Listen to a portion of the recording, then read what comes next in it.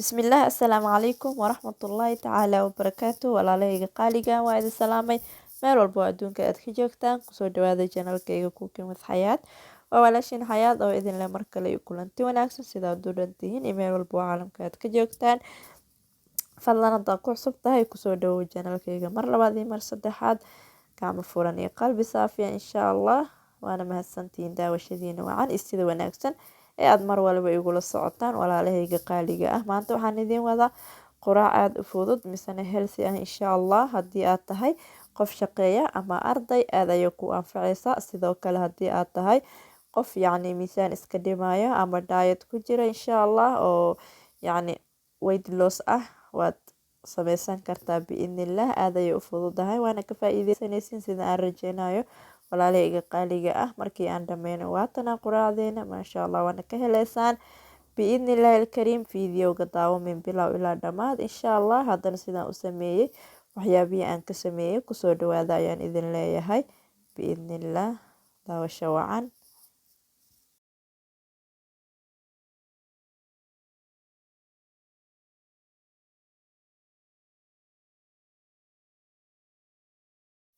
Bismillah, haddana walaalahayga qaaliga waxaan guda galaynaa sidii aan u sameeyey iyo recipe-ga aan ka sameeyey isku darkeena maanta ama quraacdeena maanta biidnillah. Waxaa iigu jira halkaa koobka yar waxa waaye bur, sidoo kale 6 xabo oo ukun ah. Waxaa haystaa filfisha madow, baking powder, waxaa kaloo haystaa basal, karoot iyo tomato, 1 xabo baradho ah iyo kamsar caleen biidnillah alkariim. inta ayaa maanta ka sameysanayna quraacdeena maanta biidnillah. Aad ayay u caafimaad badan tahay quraacdan, waana easy recipe waana ka heleysaan insha Allah sida aan rajeynayo. Waana healthy sida hore idinkugu soo sheegay. Soo marka walaalahayga qaaliga ah hadda waxaan isku dardarayaa recipe-geeni maanta. Basashii iyo waxaan ku daray tamaatadii, haddana waxaan ku daray baradhadii, haddana karootkii ayaan ku darayaa sida aad arkaysaan. Intaba waan soo hoolay ama waan soo waxaan kusoo hoolay birta karootka loogu talagalay in lagu hoolo. Waxaan kaloo ku darsaday kamsar caleenteeni sida aad u jeedaan. Waan isku walaaqayaa intaas. Ukuntana waxa waaye sida hore idinkugu soo sheegay 6 xabo. Marka inta aad qiyaastaada kugu filan adiga ayaa sameysanaya insha Allah. Just waxaan idin tusayaa sida aan u sameeyey iyo recipe-ga waxyaabaha uu ka kooban yahay biidnillah. Hadda burkeeni ayaan ku darsanay sidaad u jeedaan 3 qaando oo qaandada midda yar ah nooca ugu yar qaadooyinka. Hadda waxaan ku darsanayaa filfisha madow waa paprika. Sidoo kale hadda waxaan haystaa baking powder sida aad u jeedaan ficisada loogu talagalay waxyaabaha macmacaanka ama xalaawiyaadka insha Allah. Iyadana qaandada afkeeda hore ayaan ku daray ama nus qaando oo qaandada mideeda yar ah. Midda aan ku cabiranayay burka waad arkayseen isla taa ayaan u isticmaalay baking powder-tana. Marka inta ayaan isku walaaqaynaa walaalahayga. Haddana waxaan kaloo kusoo darsan doonaa biidnillah alkariim wax yar huruud ah ama turmeric waa qaandada yar iyadana halfkeeda. Sidoo kale cusbo ama milix ayaan kusoo darsaday. Isla malqaacadii aan ku isticmaalayay waxyaabaha kale ayaan kusoo qiyaasay in yar waan badneen.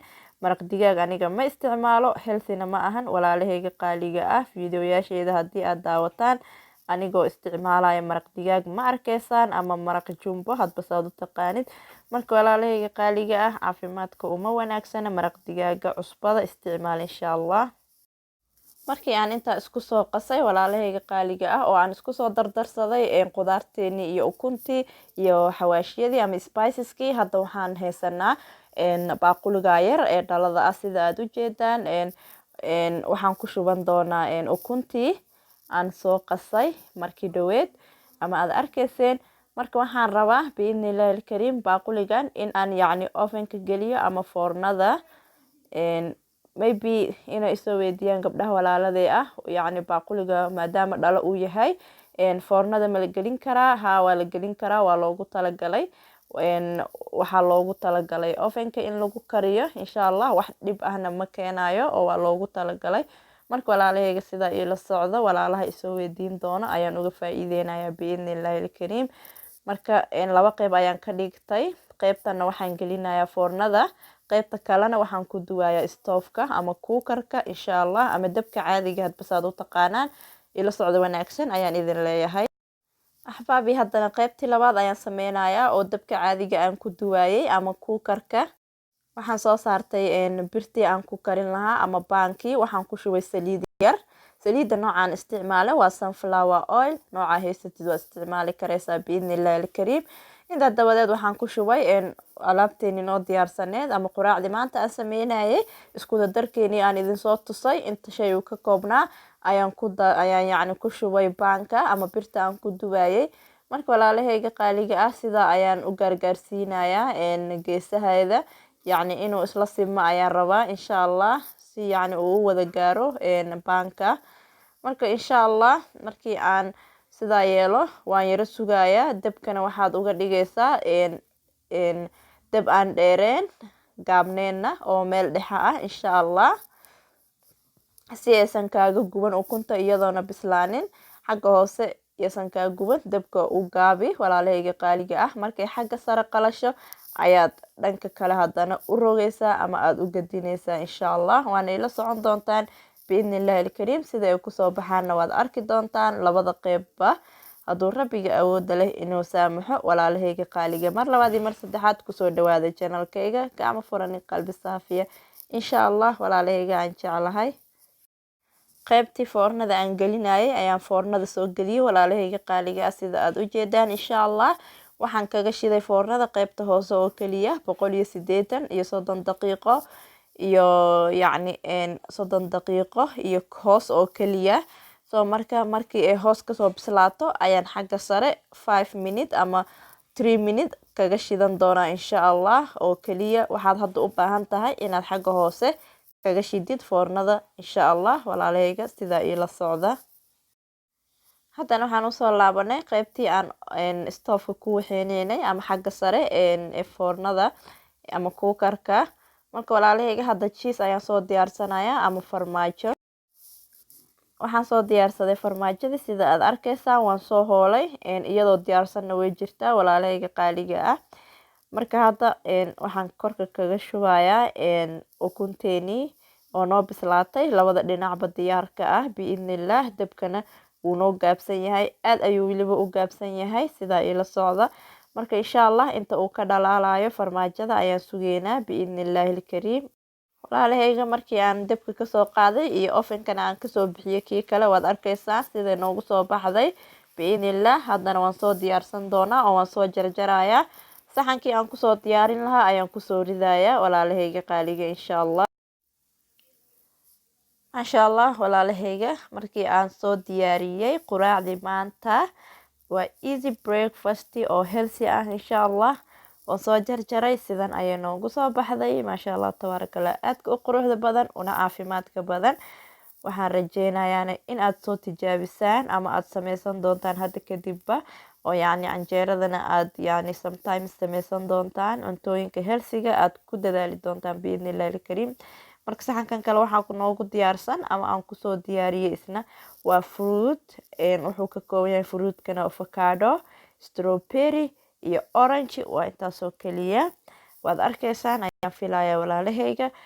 ukunteeniina ama omelette pizza sidaa ayuu noogu soo baxay. ukunteeni maanta pizzada camal aheyd waad u jeedaan maasha allah quruxdeeda macaankeeda lagama sheekeyn karo. qofkii soo tijaabiyey uunbaa qiyaasi kara ama garan kara. marka halkaana waxaa noogu jira baaquliga yar tomato sauce ama tomato ketchup hadba saad u taqaanid. axbaabi fillah maasha allah quraacdan aad ayay u macaan badan tahay haddii aad tahay qof shaqeeyo ama arday sida hore idinkugu soo sheegay, ama aad tahay qof miisaan iska dhimaya oo caafimaadkiisa yacni raba inuu ka taxadaro ama ilaaliyo. ilaahay ayaa wax ilaaliyo. wuxuu ku dadaalayaa quraacahan oo kale oo aadka u fudud caafimaadkana ah biidnillahi alkariim. maasha allah time yarna kaa qaadanaysa oo yacni waqti badan aadan ku sameysaneynin insha allah. 5 minutes waaye iyada dhanba. marka walaalahayga waxaan rajeynayaa inaad videogeena maanta aada uga hesheen kana faa'iideysateen biidnillahi alkariim. mar walba waxaan jeclahay in aan idin soo gudbiyo wax faa'iido leh iyo video tayo leh insha allah. idinkana waxaan idinka rajeynayaa inaad subscribe-ka igu dadaashaan iyo like-ta insha allah. wixii ra'yi ama su-aal ahna qaybta hoose ee commentiga igu soo qortaan. haddii aad videoga ka heshaan ama wax uun aad ka faa'iidayna cafwan la wadaag walaalaha ama familkaaga ama asxaabtaada insha allah si iyagana ay uga sii faa'iideystaan biidnillahi alkariim. aadna waad u mahadsantihiin sida wacan ee wanaagsan ee aad igula socotaan iina daawataan mar waliba. sidoo kalena haddii aad channelkeena ku cusub tahay kusoo dhawow gacmo furan iyo qalbi saafiya. walaashiina mar walba idin soo dhaweynaysa insha allah. subscribe saar channelka, sidoo kalena gambaleelka furo si aad ula socotid waxyaabaha aan soo gelinayno biidnillahi alkariim channelkeena.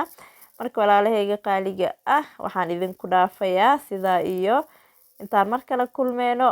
wasalaamu calaykum waraxmatullaahi tacaala wabarakaatuhu. fi amaanillah.